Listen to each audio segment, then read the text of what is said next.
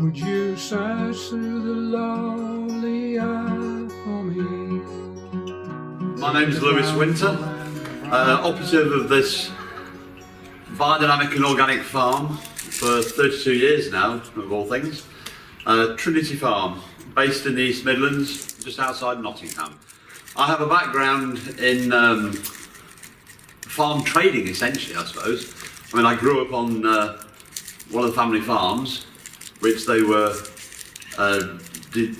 selling off after the Second World War over a process of times, because they had a number of farms scattered around Lincolnshire, mostly soft fruit farms and mixed farms. And of course the economy of scales in those days made it very difficult for the small farmers. So they became farm traders, which I spent all of my childhood in family suitcases, travelling from place to place and seeing how other people operated. So when I left education and went into that side of the business, it was an education to me to see how things were going, and quite distraught at the way land was being hammered with more and more chemicals, livestock pushed beyond what would be a natural state for them, and chose, when I became a family man, to step out and create my own small mixed farm, which I've been operating for 32 years, as I say. It was discovering biodynamics a few years into production here that really transformed everything where the farm's health and its balance was concerned. And we've never actually looked back. And I would recommend anybody that's working with land, even if you're a gardener or a smallholder or an allotment holder, to follow the biodynamic aegis. Only brings health and balance into your land, and of course creates a vitality of soil. And a strapline that's often been used in our profession: vital soil, vital food. And this is what we need to reclaim in our production methods. Well, we find ourselves at an interesting juncture after 32 years of my wife and I farming this land. Through lockdown, in a sense, we became victims of our own success. Home deliveries, internet ordering kind of took off on a scale beyond anything we'd ever worked with before, and it's really created an imbalance on the farm from the point of view that the marketing now leans heavily in that direction, and we're lacking space in our buildings.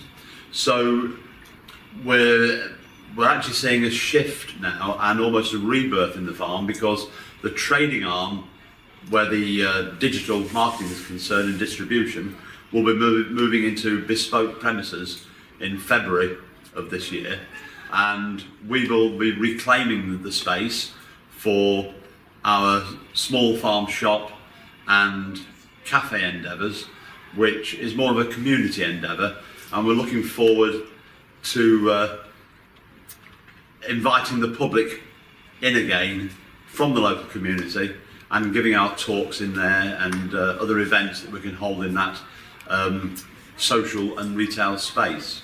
We never set this farm up to be huge bulk producers. We wanted a healthy balance in its biodiversity and in supporting the local community for their space, acquisition of local produce, and done in a manner so that we work with education. We take in a number of special needs to help us. There's a curative element to what we do, and it's only right that local people can actually find producers of local food at a price that is affordable. Historically, as a nation, we have survived on our stored apples, our stored pears, the amount of berries that we can grow in this country. In the old days, we would process them into purees, jams and so forth, so we've got that through winter. But equally, with modern freezers and so forth, there's no reason why we can't grow enough soft fruits to freeze down to see us through the winter. It's bringing our food supply chain back to the local people, and people learning to be content with a balanced diet from that which we can produce and nature provides for us, Our forebears survived very well on it for many, many years. One could argue from the late Middle Ages onwards, the spice trade was a great excitement and enhancement to our foods.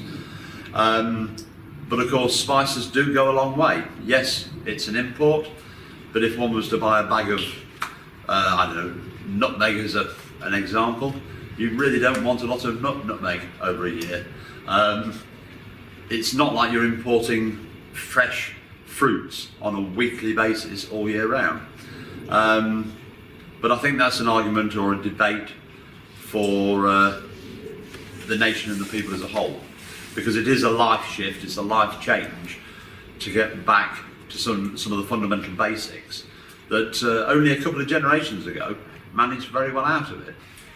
England still imports really quite a lot of fruit and vegetables from Europe, which can be very useful to us, particularly with the Mediterranean climate in the depth of winter. But flying strawberries in from California for Christmas, which is something that used to happen not so long ago, does seem a little bit bonkers. When we were growing up, strawberries were a 2 to 3 month wonder in the summer, and we were very happy for them. And if we had surpluses, same thing. We'd either turn them into jams, preserves, pies and crumbles, and freeze them down for the winter. And we managed perfectly well.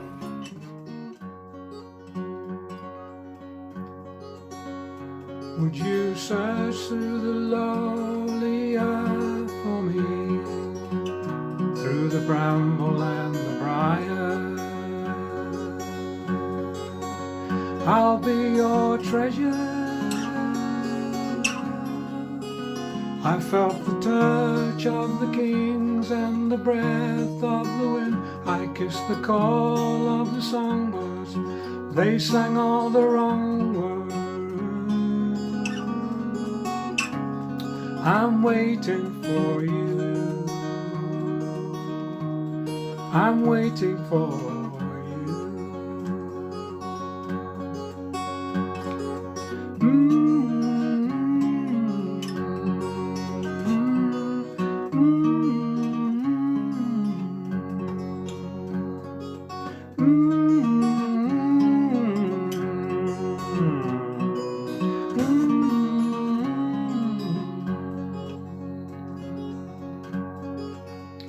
Will you swim through the briny sea for me, roll along the ocean's floor?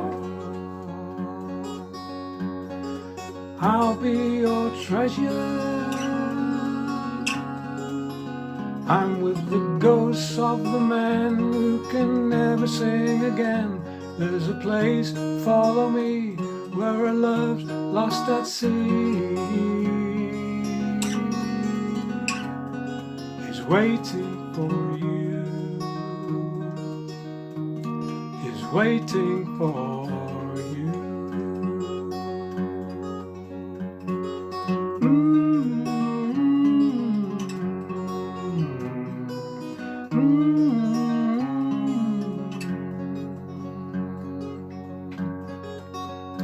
Would you drift over rolling fields for me, hold me in the highest bough? I'll be your treasure. But in history's rhyme there's a place and a time, and a truth to the gold that the falls cannot hold. I'm waiting for you, I'm waiting